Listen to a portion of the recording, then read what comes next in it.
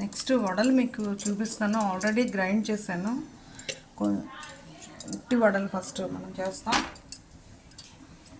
బాగా షేప్ రాలేని వాళ్ళకి ఇలాగ ఈజీగా చేయొచ్చు.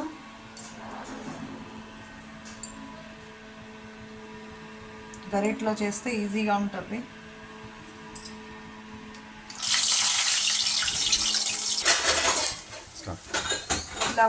ఇలా వడలు అయిపోయి ఇలా పక్కకి తీసేస్తాము.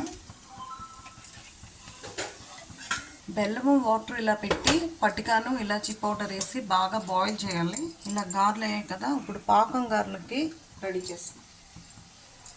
ఇలా బెల్లం మెల్ట్ అయిపోయాక కొంచెం బటర్ ఆర్ ఘీ వేస్తాము.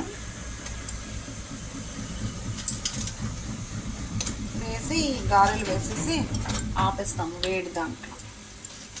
పాకం గారెలు అయిపోయి సిరప్లో మటుకు పట్టిక ఇలాచి వేసాము. ఇది కూడా యాడ్ చేయాలి, అప్పుడు మీకు ఫ్లేవర్ బాగుంటుంది. పాకం గారెలు రెడీ.